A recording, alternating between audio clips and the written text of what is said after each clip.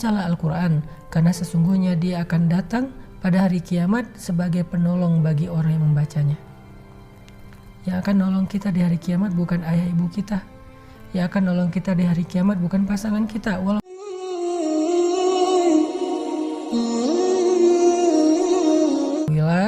Kita ketemu lagi dalam program Booster Ramadan menjelang waktu berbuka puasa. Hari ini kita pengen bahas tentang keutamaan membaca Al-Quran atau tilawah Al-Quran atau tartil Al-Quran atau tadarusan kalau dalam bahasa tradisi kita di Indonesia. Ada banyak sekali ayat-ayat Al-Quran dan hadis-hadis Rasulullah SAW tentang keutamaan membaca Al-Quran. Salah satunya yang diriwayatkan oleh Imam Al-Baihaqi. Saya kira ini hadis menjadi maknanya umum, merangkum hadis-hadis yang lain tentang bagusnya atau kerennya membaca Al-Quran. Rasulullah SAW bersabda, "Afdalu ibadati ummati qiraatul Quran." Sebaik-baik ibadah umatku itu adalah membaca Al-Quran. Sebaik-baik ibadah umatku itu adalah membaca Al-Quran, qiraatul Quran. Sehingga kalau misalnya kita pengen nanya, Ustadz, sepanjang bulan Ramadan ibadah apa ya yang paling bagus untuk kita lakuin? Nah, jawabannya kata Nabi, tanya aja ke Rasulullah, ya Rasulullah, ibadah apa yang paling utama? Kata Nabi, sebaik-baik ibadah umatku adalah membaca Al-Quran. Kenapa membaca Al-Quran ini disebut sebagai sebaik-baik ibadah sih? Satu, karena kata Nabi, setiap hurufnya bernilai 10 kebaikan. Jadi kalau kita baca Alif Lam Mim, kita udah dapat 10 kebaikan kali 3, karena 3 huruf. Berarti 30 kebaikan. Satu kebaikan itu adalah kenikmatan dalam hidup kita. Bisa hubungan dengan pasangan yang harmonis, 1. Bisa rezeki yang halal, 2. Bisa kesehatan, 3. Bisa kebahagiaan, 4. Bisa diberikan keturunan yang soleh-solehah, 5. Bisa diberikan tetangga yang baik dan pengertian, 6. Bisa diberikan bos atau atasan yang baik, 7. Bisa diberikan ilmu yang bermanfaat, 8. Dan banyak lagi, 1 huruf 10 kebaikan dalam hidup. Kalau kita baca Alif Lam Mim berarti 30 kebaikan dalam hidup. Hitung coba 30 ini apa aja ya? Coba hitung 30, kita ngitung aja gak sanggup. Dan itu ternyata bisa kita dapetin dengan hanya membaca Alif Lam Mim.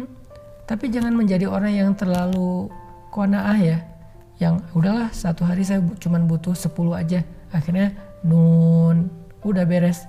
Nanti besok qaf, lusa sod, lusanya lagi yasin, kemudian apa lagi alif lam ro. Enggak juga gitu sih. Maksudnya ketika Nabi bilang pahalanya banyak itu supaya kita rajin baca Qur'annya.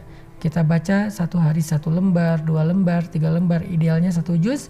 Apalagi ini bulan Ramadan, sehingga para ulama mengatakan Imam Al-Bukhari mengkhatamkan Al-Quran di bulan Ramadan sebanyak 60 kali khatam. Sehari 2 kali khatam. Dan para sahabat banyak yang mengkhatamkan Al-Quran 3 hari sekali. Abdullah ibnu Mas'ud mengkhatamkan Al-Quran pengennya setiap hari. Tetapi kata Nabi, karena dia harus mentadaburi, maka 3 hari sekali khatam, 3 hari sekali khatam. Sehingga selama bulan Ramadan 10 kali khatam Al-Quran. Ini kenapa sih mereka semangat banget membaca Al-Quran terutama di bulan Ramadan? Selain memang Al-Quran itu diturunkan di bulan Ramadan, sehingga ulama mengatakan Ramadan syahrul Quran. Ramadan itu bulan Al-Quran, diturunkannya aja di bulan Ramadan. Dan kalau kita tahu teman-teman, Jibril itu datang kepada Nabi untuk khataman Al-Quran setiap bulan Ramadan. Kalau bulan-bulan yang lain, Jibril datang kepada Nabi menyampaikan wahyu. Tapi bulan Ramadan mentasmi, menyimak bacaan Nabi sampai khatam. Jadi Nabi itu kalau tadarusan bareng dengan Jibril. Sahabat kalau tadarusan bareng dengan Nabi. Dan kita tadarusan bareng dengan ulama atau bareng dengan keluarga kita atau sahabat-sahabat kita.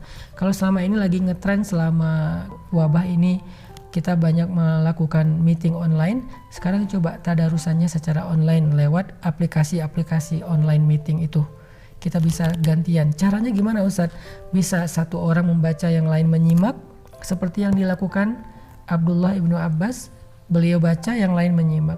Bisa juga bacanya secara serentak rame-rame, bisa juga bacanya bergantian, satu ayat ganti, satu ayat ganti, satu ayat ganti, sehingga semuanya dapat kebagian bacaan Al-Quran. Secara teknis bebas, yang penting baca Quran.